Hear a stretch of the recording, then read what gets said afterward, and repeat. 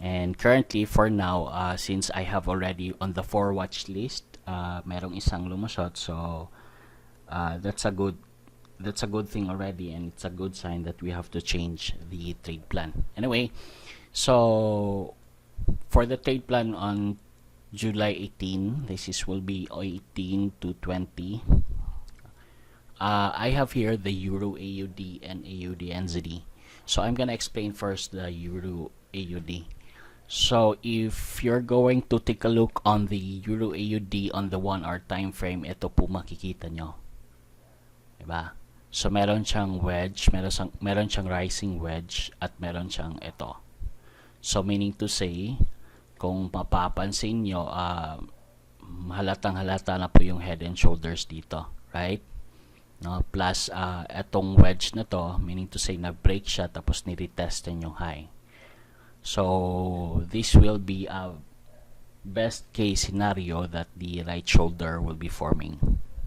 Now, eto po ang sa daily time frame. That's the reason kung daily time frame medyo matagal-tagal talaga ang pagbaba.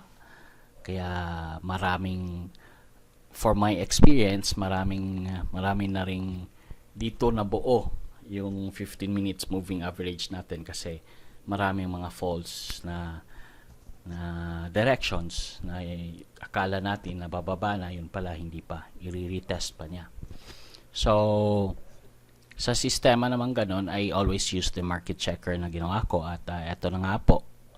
What is good in this is we have identified the daily time frame as a head and shoulders. Now, as we proceed also on the 4 hours, dito natin nakita na nagkaroon ng divergent, diba? Nagkaroon ng abnormality on the 4 hours time frame. So dito sa chart, paakyat yung candlesticks, but eto sa RSI natin is pababa. Yan, pababa siya. So this is the tip, pababa. Yan. Hanggang ito yung tip. So talagang pababa siya, mga hidden divergent naman ang sistema niya. Now, aside from that, sa 4 hours meron tayong divergent, so that's a good relief for us na another good confirmation that the possibility, okay, again, I'm not giving you the exact, because nobody could really tell the exact direction, but what I could tell you is the possibility lang po, no, and a higher percentage of possibility. Now, as we proceed on the 1 hour time frame, dito naman, dito ko nakita kasi on the 1 hour time frame nagkaroon po ng divergent. So sa 4 hours, if babalik po tayo sa 4 hours, no, sa 4 hours may nakita tayong divergent, right? And sa 4 hours naman may nakita tayong maliit na formation na head and shoulders dito.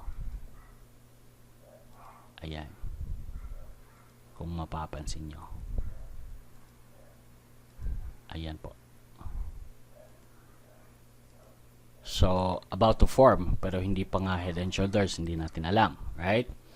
So since nagkaroon tayo ng 4 hours, so ang entry natin is on the 1 hour. As I go for the 1 hour, no, nagkaroon na siya ng mga confirmation na lumalabas na gusto natin, and napansin ko po na meron pong na-form na head and shoulders on the 1 hour time frame, which is divergent. Ito na po. So meaning to say, malaki ang possibility na magkakaroon ng another head and shoulders ng 1 hour. Ayan. So I believe bababa pa siya or hanggang dito, then aakyat, then pupunta siya dyan. So if ever naman itutuloy niya itong pababa, then that's it. However, pag hindi niya itutuloy at bumalik siya, then it's a good sign for us to trade. No, tuloy-tuloy po lahat yan kasi correlating pattern from 1 day head and shoulders, 4 hours head and shoulders, and another small head and shoulders on the 4 hours, plus on the 1 hour divergent head and shoulders. Kaya magandang effect po na ituloy-tuloy po natin hanggang to the whole potential of it. And that's only for Euro AUD. So, dito po ay waiting game, no? Wow. Wag po kayong mainip, talagang as much as possible, follow the confirmations and the plan, the strategy that I have showed to you, which is currently lang nga, yung kahapon, yung kanina, kumita po tayo doon.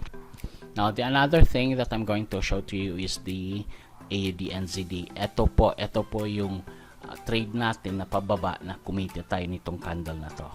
Nahuli po natin ito. And in fact, ang plano ko dito is mag-swing na hanggang dito. However, I stopped my trade. Why? Kasi po may nakita akong abnormality sa market. Ano yun? May nakita akong divergent sa 1 hour. Ayan. So, mapansin mo sa MACD at sa RSI, divergent. So, ngayon, since divergent siya, hinihintay ko lang naman siya na aakyat hanggang 618.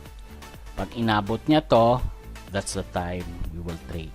Now, what if kung hindi inabot, I will not trade. So, bakit hindi? Kasi yun po ang strategy ko po. No, as I have compared, nung binubuo ko po itong strategy na to, maraming beses na rin po ako na talo dahil premature yung trade ko. So, as I have gathered all those data, ilan yung talo ko at anong ginawa ko para maging panalo, nakikita ko na favorable talaga pag hintayin natin na ang retracement aabot ng 0.618. So, that's the reason meron tayong 0.618 rule. So, yan po. Again, if you don't know this strategy yet, please find time to watch the video kasi po it's really giving profit sa atin. And yung ginawa kong video, the last time na ginawa ko na video is nandun po yung proof, no? Na nagbigay na naman siya ng profit just this day. Yeah, just this day. So, that's it po. Hopefully, hindi na to mahaba na video. Maraming salamat.